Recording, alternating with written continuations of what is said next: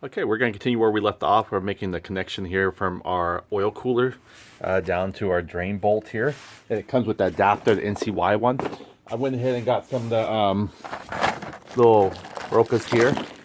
And also got some smaller ones too. I just picked them up at Home Depot.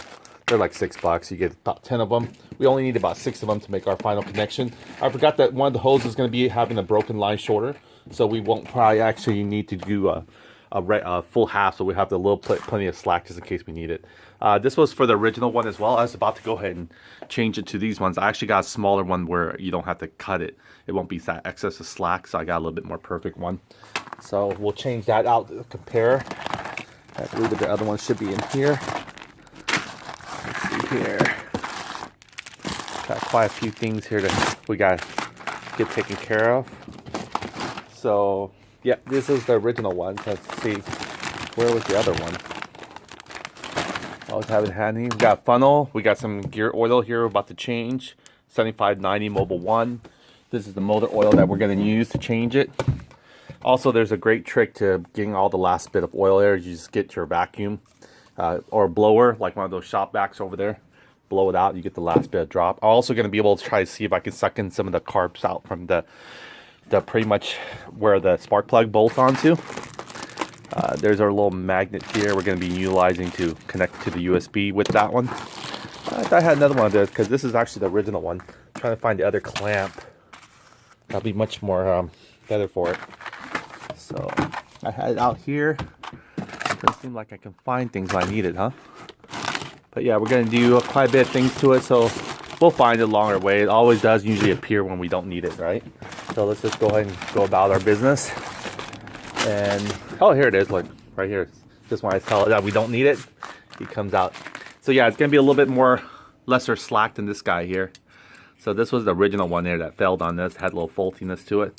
So I just went to pick it up at the hardware store the same. So these ones, oh sorry. Yeah, these ones have a little bit more, better strength maybe, but it doesn't have the excess of slack here. So I kind of like that.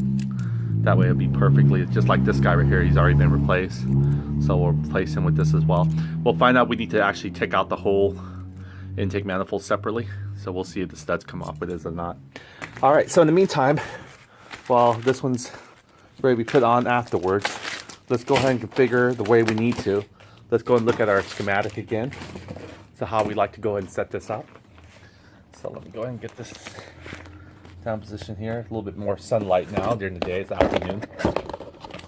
And we haven't even put the adhesive on that guy yet, but we will. You know, I'm thinking where this tool actually comes into play right here. This one right here. This tool, more than likely, it's actually for perhaps even turning these guys on here. Kind of spinning it. And I'm thinking that's what the tool is for before you tighten it down, because there's really no way of tightening it like this, right? So I think this tool right here comes into play, and it pokes it right here in these two holes before the banjo bolts are installed and everything. So we'll probably need to take these guys out. One says in and one says out here.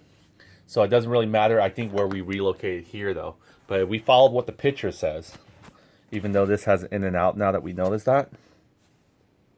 See, one says out and one says in. So the out one will go to our filter, and then it'll come back in from our, you know, I say filter, I mean the whole setup here. So that means the out one, probably we wanted to pretty much put the filter where the out one is. So by the time it reaches the radiator, I call it the radiator fin. We're probably time to reach the radiator, so we probably want to break the line and put our screening filter in here. So this will probably be attached to the out one, and we'll attach the screening filter. So you can see this screening filter takes a good 4 inches or 3.5 off the line already. So we're gonna have 3.5 inch of extra slack that we can play with if we need to. So let's go and look at the schematic here again, just to double check of what looking. I don't think this has an in and out position, but we want to follow it to the T. I can look at this schematic here basically. See, the thing is, this doesn't tell me if it's flipped over this way or that way. So you really don't know. All we know is this is facing bottom. We understand that. But how is this actually protruding? Is it on the back side or is it the front side? Attach his photo eye. See that right here? It doesn't tell me if this is actually dipping in. I assume by the way this looks at it, it's actually dipping in. So perhaps since this guy is out, when it goes upside down like this, we'll need to twirl them the other way. It's either way, really. So again, you can see it's out right here. See, this is where the oil comes out. There is a difference between these ports though. So let's say for the out one, we'll attach them to their inner line. So that means our out one's gonna be bolted like this. It's gonna run around. So our out one is actually coming in to the farthest, well, left of it. We're facing the scooter. We're facing direction of the scooter. So that will be coming from that one, and then our in one will be coming back from here onto our in port, which is right next to us. So if this is what would be turned out correctly. You see that also, that little marking right here, 1, 2 there. I'm not sure if that's actually the bolt hole for this guy here. Let me check him out real quick. Maybe he is a way to actually stand him out. I don't think you bolt this on there like that. Maybe this is to hold it more, you think? I'm sorry, here we go. Get the light on it. Let's see if we can unscrew this real quick and actually see what we're dealing with here. These are copper washers. They crush and they seal. They don't use rubber ones anymore like the old the brake lever ones, but they still put them on there for us, so we'll use it. See, there we go. So we'll keep this steady here. If I'm not mistaken, this thing has to do with something about, see there? It fits it perfect. I think it's just a tool to actually drive this in before we actually get our 12mm nut in here. So we'll do it that way. We'll drive this in, right? I think we only have to take one side out because it wouldn't really matter, this one here. So we'll drive it in like this, okay? This is the tool that just drives it in.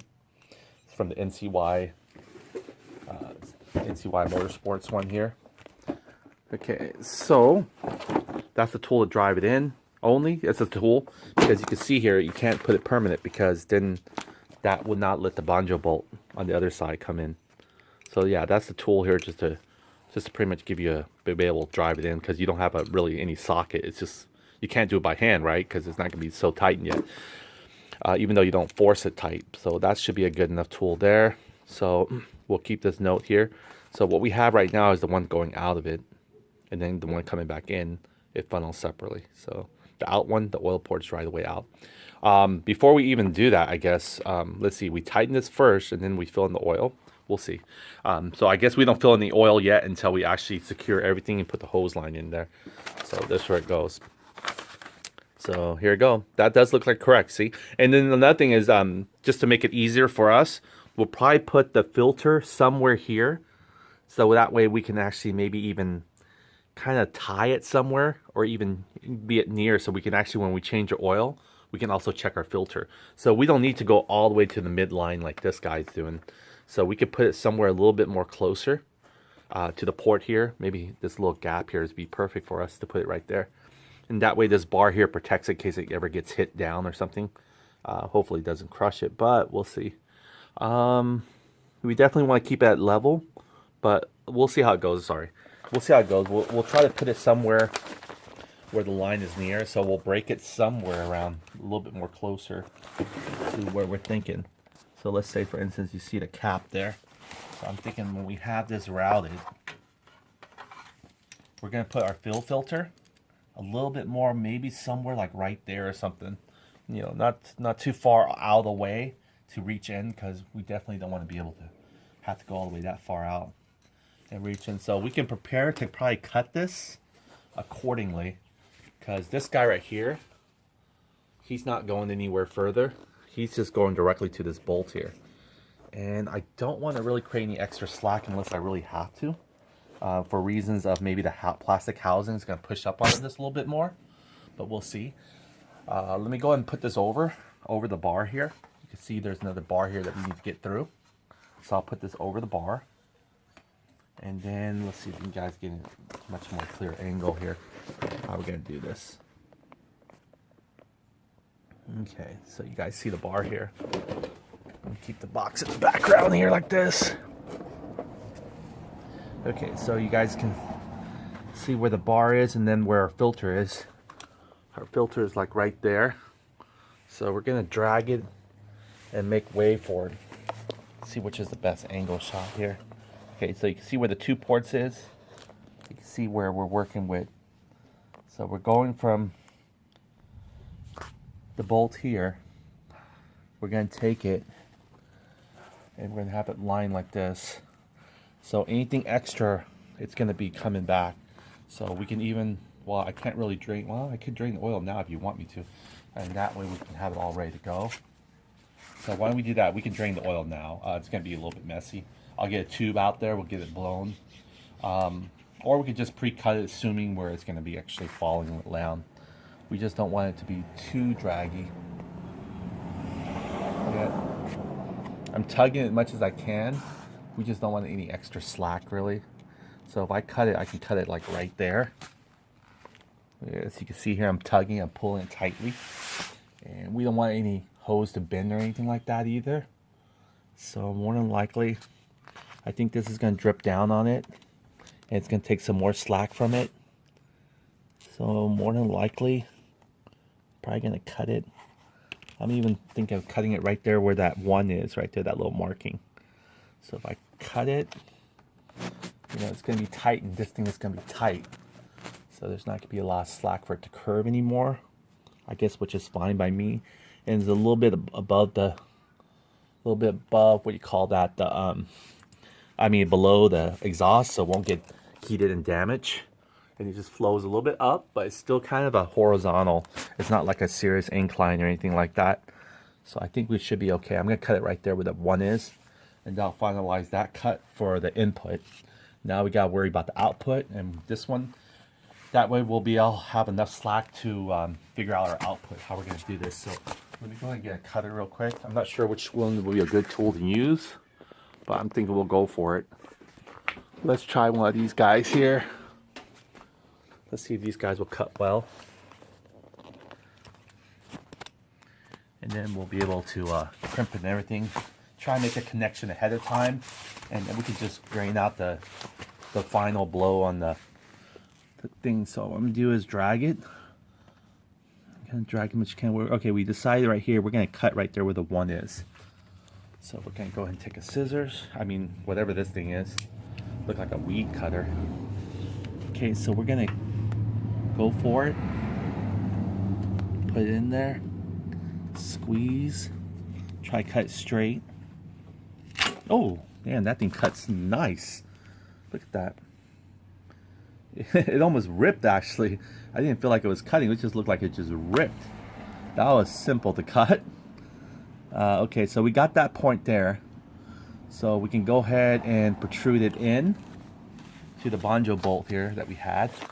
So let's go ahead and put that in there and see how this goes. We'll take this off this thing here. Let's see here. Just need to squeeze this in first.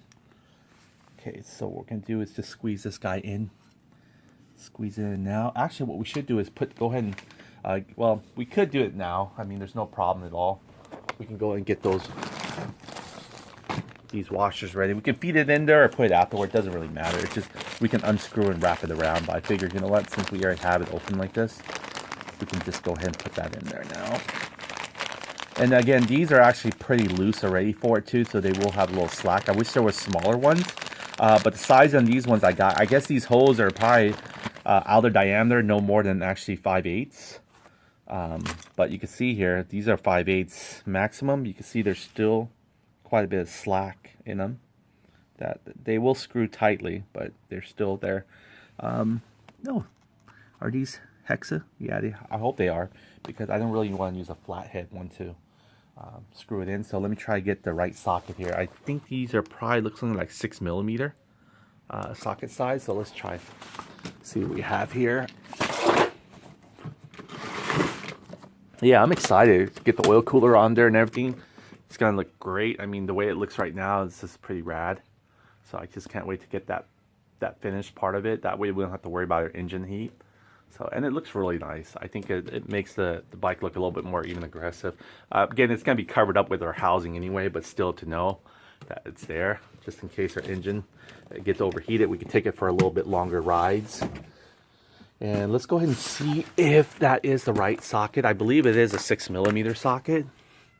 Let's just double check. This is 8mm. See, it's so small. There it goes. Maybe even smaller, maybe a 5mm really. But let's see, here we go, here's one socket here. This looks like it's about 4mm. It's 6mm. So let's see if this guy will fit in there. And that will be the case. We can be able to drive him around. Let's see. Okay. Okay. Look at you now. Almost perfect. Not quite. So, I guess it's more than that, huh? I thought it looked... Oh, you know what? It looks like it's going to go in, really? And it doesn't look like it's going to go in. It's kind of weird. I'm not even sure if it's going to be a hex. It can't be 7mm, right? It looks like it's going to go in and it actually twists for you. But I think it probably is a 7mm. It can't be 8, because 8's too big. And now we might have to add another tool to our box here. So let's look for a 7mm one. Let's see what the sockets are. Alright, so here we go. Now I'm going to find 6mm all day, I bet. Okay, this is 1/4. Let's see if it's 1/4. It looks like around 1/4 and so forth. Okay, so let's see here.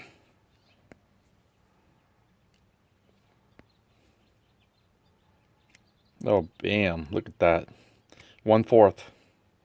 This is what it takes. So I guess it tells you on the package, right? I should have read it. I thought it actually goes into 1/4 size. But I guess what it says, driven by 1/4 inch to 5/8. Again, so it took a 1/4, well, matrix. It might be a coincidence. It probably is a 1/4 also. It can go down to that small.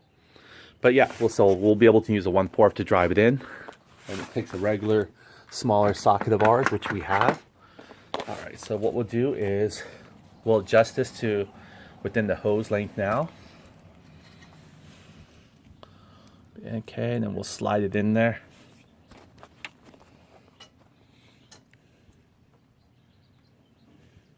So I guess we might want to put it in a way where we can actually reach it. I think it's going to come this way.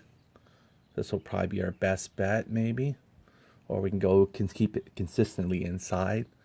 We'll see. I mean, it's right there on the surface. So we might actually want to put it this way, just to see how it looks aesthetically first. Okay, well, this is going to drive it in regardless. Okay, I feel like it's getting almost tighter. Okay, now it's not moving a lot, so got to loosen up. Okay, so this guy's ready to go.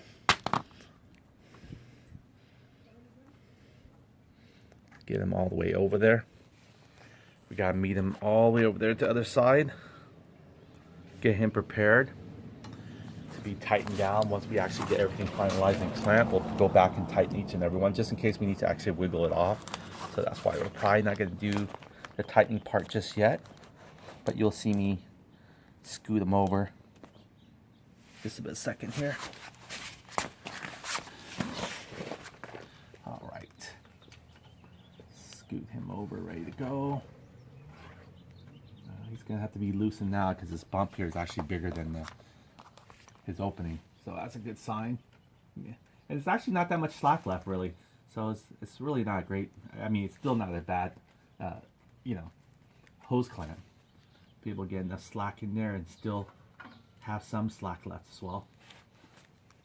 And he's not actually screwed all the way in anyway, so come on. Let him sit up there ready to go. Oh, wow, I have to back him up quite a bit because he is still, see here, he's still not be able to scoot in. I have to back him up quite a bit. And it's still not. So you can see here, there's no more slack for him at all if I back him up anymore, which is a great fit actually. So it seemed like it was a little too small, too big for it, but now it's actually perfect. So we're gonna back him up a little bit more. Should have got the socket deaded, but it's okay. There we go. There he goes. All right, and then again, we're not able to tighten yet until we're just gonna leave it here hanging. Give it a little tightness so that way it doesn't fall to the bottom again. So that one's ready to go when we actually get finalized where we're going to twist it to. So this needs to be bolted on anyway. All right, so the next one we'll probably do is drag the other line. And that one, since we have another opening already, we can go and get the hose on that one, that port, and prepare that port. Now this one's going to have another split, so that's why we're going to need two here, and then the other split next. So I'm going to go ahead and put his also in there. See if I can actually face him a little bit opposite, create like an internal bolt-on setup or something. Instead of being on the outside, they'll be on the inside. Looks a little bit more cleaner, I think. All right. Okay. All right. So squeeze him as much as I can. This is our end that we just cut. So let me give him actually the clean end. I'm gonna give him the clean end here. I'm not sure that matters any, but I think just to make sure we, you know, give these guys a fair chance. They're both having the clean end tip from the factory. Well, doesn't even look that. I'm sorry, this is the one. This is the clean end tip right there. You can see it's cut straighter than the other one that just kind of ripped up. That was really easy cut, really. It's like butter. They have the right tools, I guess. So yeah, these tools are pretty damn good. Thought they're for cutting something else, but I guess that's what they're made for, probably cutting hose. Okay. All right, we're gonna poke them in so that way give an idea how much length we can play with. What's great about this is like I can put pressure on the bar and not feel like, you know, I'm putting pressure on the actual radiator fin. All right. We want to get them all the way screwed in. A little bit tight, very snug fit, which is good for us because we don't want any motor oil to leak out. So let me go ahead and continue on here. You guys can see me fit it in here. All right, you could use a little bit of oil or grease to help you, but I prefer to keep it dry. Not because I want to have finger muscle or anything, but that way I don't have to worry about any excessive chemical residue that might cause some problems afterwards. But it's not that bad.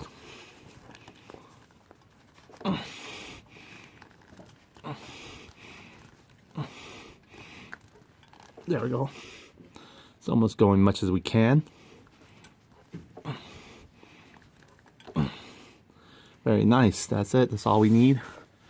We're going to bring his ring up. His ring, is it sitting the same way? Actually, we try to keep it consistent. I guess we can always go like this, but I prefer to make it maybe opposite. Let's see how we're going to do this. Maybe have it go inward. So all the bolts are facing inward. How about that? See, now this one's tight too. I can't really squeeze him up there. So I'll have to unloosen him as well. So let's go ahead and unloosen him here. And now I'm worried a little bit about the housing. So we need to probably flex this guy up much as possible. So the housing will actually, you know, go underneath, because I don't remember the plastic. It actually, if it touches this perfectly or not, this bar. If it does, we might be a little bit in trouble, but I'm sure we can figure out something else when we get there. If we need to, we can make a hole in the bottom, because that would be even better, because though we don't want dirt to actually trap in, we don't want any mud to actually splash up. So, just kind of give you a trade-off. Lefty-loosey still. What am I doing? Let me just get my socket driver. They're getting tight already without even having to pre-tight it yet with the tool. So, where is the socket driver? There it is. All right.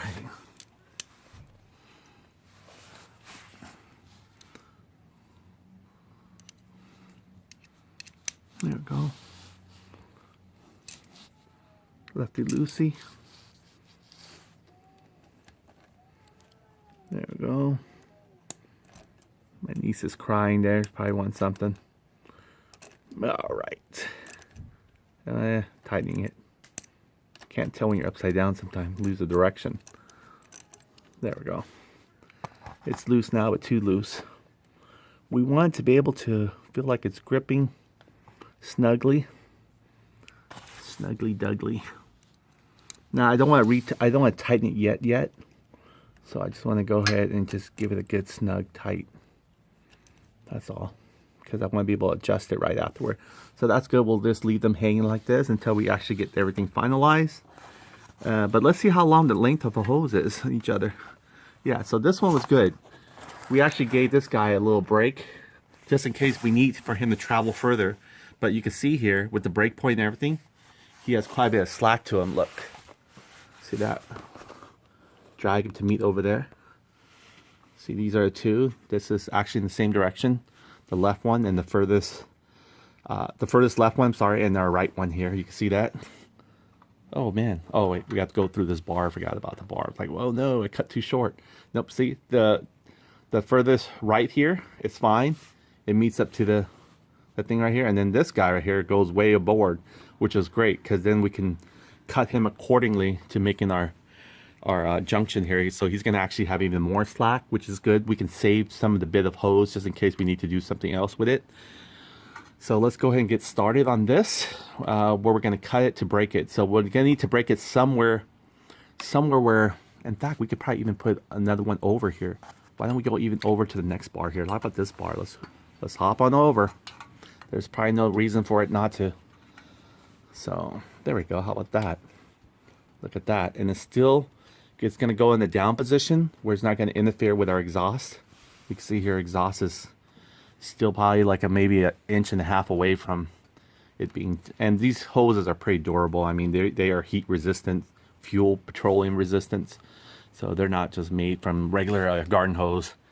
So there we go. This is pretty much awesome slack, which is probably where we're going to level it. And then also we can get something here to perhaps, you know, use another stainless steel tie strap, because again, we don't want any kind of you know, regular plastic strap, because these things probably get hot. They're carrying like motor oil, and I don't know how the cooling system really going to work as far as that temperature goes, but I'm sure it's still going to be warm enough for it to expand and stretches our regular plastic tie strap. So we'll use our stainless steel tie strap. And actually there's a hole here, but there's no hole on the other side. Oh, actually there is. There's a hole here, and there's a hole on the other side perhaps. Might be perfect, yeah. So we can actually feed the tie strap through here. That way it'll always hold this guy in place here, or it doesn't really matter. It can probably move around just like these guys here, you know, so it doesn't really matter. I think they can move around. It's not like it's going to cause any, you know, damage or anything by it sliding back and forth. Which I don't think it'll even slide back and forth that much, really. Maybe from time to time it'll vibrate a little bit here and there, but it's not going to go anywhere. So it doesn't really matter. We don't have a hole or not. But it's kind of nice to know there is a hole there for any reason that we need to.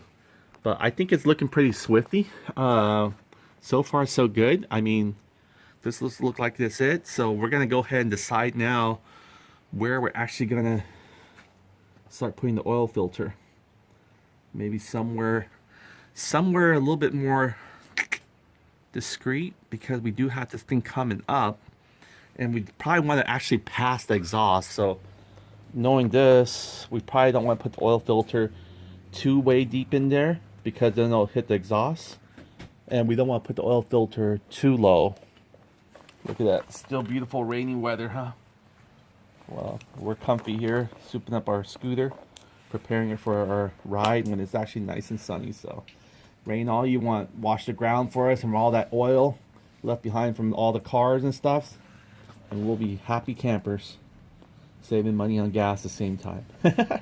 Here we go. So I'm thinking let's go ahead and break it somewhere, not maybe after the pipe or before the pipe, but let's see how big these guys are. Let's see. Let me bring them out. Well, we know this is gonna drag one line into like this way. It's gonna drag it down a little bit, but we want to actually see. Again, it's gonna be almost about 3.5 inches, and we'll need to actually use our donor oil filter and everything on the line. So we could put the line here. It's getting a really close call though, because it doesn't have any way to push up in case you ever flex the engine down.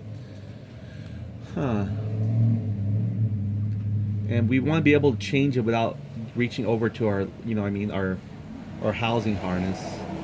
Even though I think our housing harness does have a little bit of space for us to dip in, we just don't want to worry about it. So I think if we break it here, obviously we can't let the engine drop and rest, because it will definitely crush this.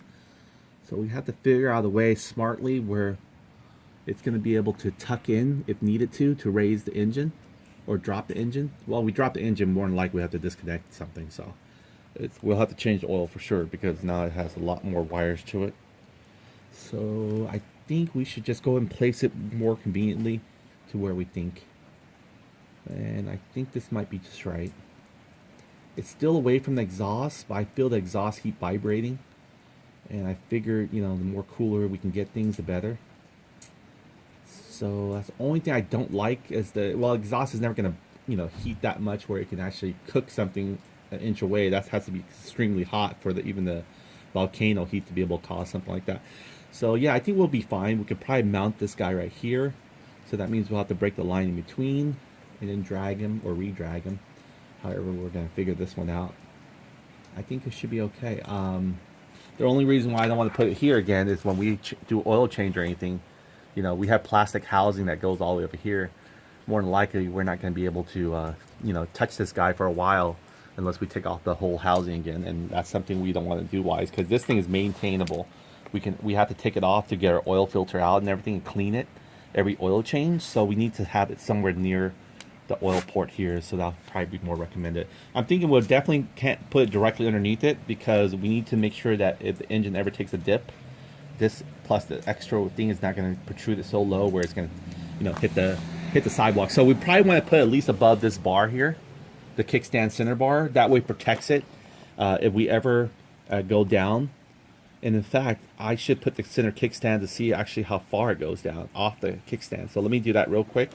I'm going to take the center kickstand off its center kickstand and see how much it lifts toward the engine before I decide to actually mount this guy over here. So let's do that real quick. Okay, so we're going to take it off the center kickstand and we're going to find out how, oh boy, I hope I didn't crush anything. I hope I didn't leave it behind, knowing me.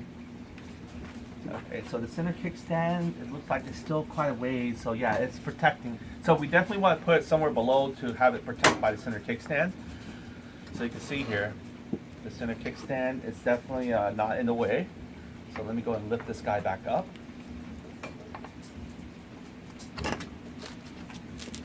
There we go. And let's continue on where we can put it at. So, wow, it's pouring now. California weather, look at that. Just slightly now, it's pouring. Imagine doing oil change out here, huh? So yeah, you got running water. Amazing. Okay, so what we're gonna do is we're gonna break it from here. So this is fine. The K6 stand is not gonna interfere, but it's also gonna help us prevent our guy from actually, you know, getting hit by any cement or anything. So then you can see here, this is where I have that magnet thing too as well, which I'll have to push him a little bit to the side or center him. Doesn't really matter, really. I didn't put tie strap on, but there was never a need.